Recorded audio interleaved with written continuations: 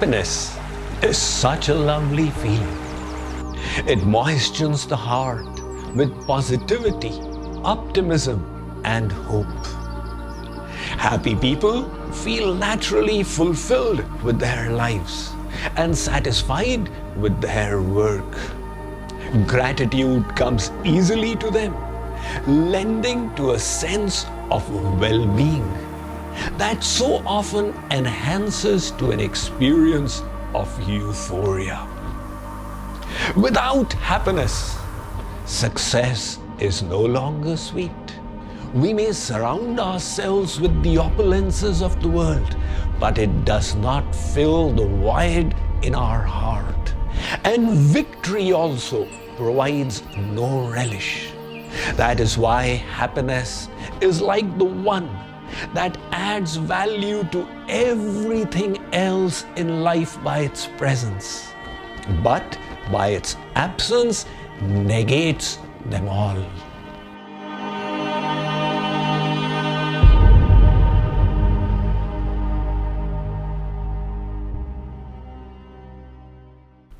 Ironically, however, happiness is also the most elusive pursuit of life. We search for it in corporate boardrooms and discotheques, in relationships and vacations to Hawaii. Yet, like the proverbial rainbow in the horizon, happiness seems to keep receding away from us.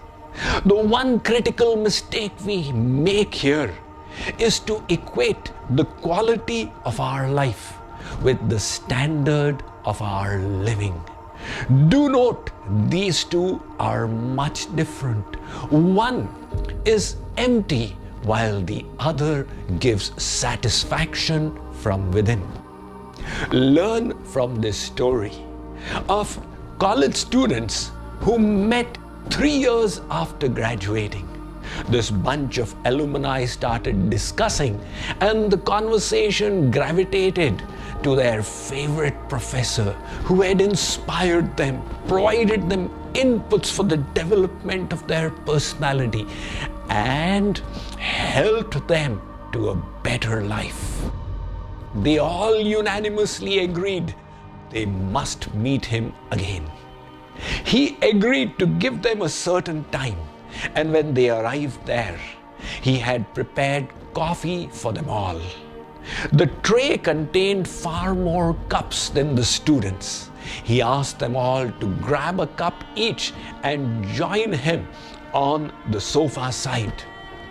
When they came to sit there, he said, "Take a look at your cups. Each of you grabbed the most ornate cup in the tray. There were simple ones, and there were also ordinary mud pots. The coffee in all of them was just the same. But you got enamored by the externals.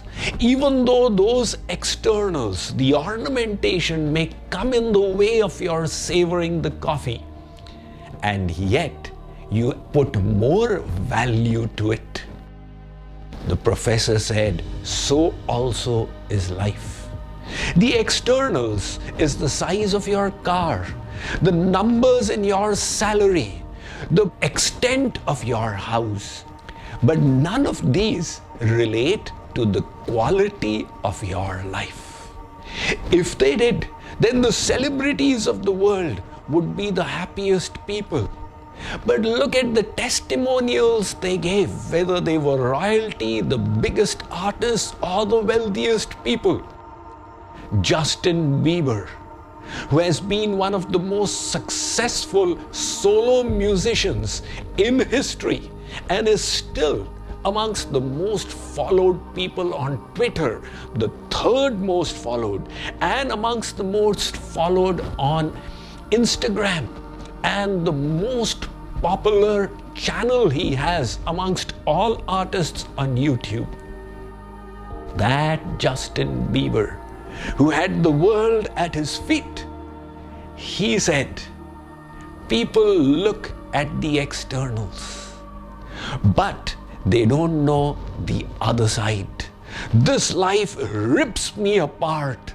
I have to go moment to moment just to get through the day. Take a look at what Prince Harry, the royalty, had to say about his experience of happiness. He said, I spent almost all my life telling people I am all right. But I can frankly say that losing my mother, he's referring to Princess Diana, at the age of 12, and clamping down my emotions for the next 20 years did nothing to my mental state. And so often I was on the verge of a breakdown. What is missing in this pursuit of happiness? Let me read to you a little bit from my forthcoming book, The Art and Science of Happiness. The world abounds with stories of people who dreamed of amassing wealth, fame, and power. After years of struggle, they succeeded in materializing these dreams, and yet they discovered their lives were still empty, and they were devoid of happiness. If happiness had a price, the wealthy would be the first to buy it. If it could be manufactured in factories, industrialists would have been the happiest people. If it could be grown in gardens, farmers would have reaped it in harvest. Unfortunately, none of these are possible. Let me share with you yet another example, that of Oscar Wilde. He was born in London when England was ruling the world.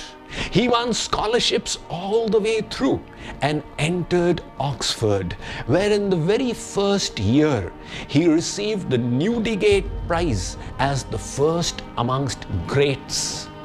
His plays, his novels, his dramas were the toast of London. And yet, at the end of his life, he said, many people were equated with the culture of their times. After their death, I in my youth knew that I was being equated as the icon of my culture, and I imposed the same upon the others. Yet, terrible was what the world did to me, and even more terrible was what I did to myself. This is the experience of people who had all the externals. Why did happiness elude them? The Vedas inform us the real happiness that you seek is within yourself. Anand Sindhu Madhya Tavavasa Binu Jane Katamarasi Piyasa.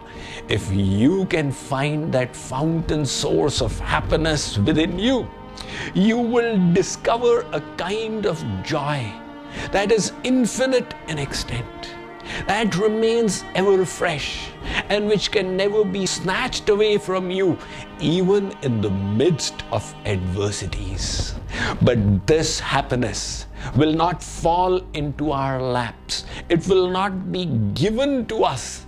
We will need to create it through proper understanding, proper choices, and proper mindsets.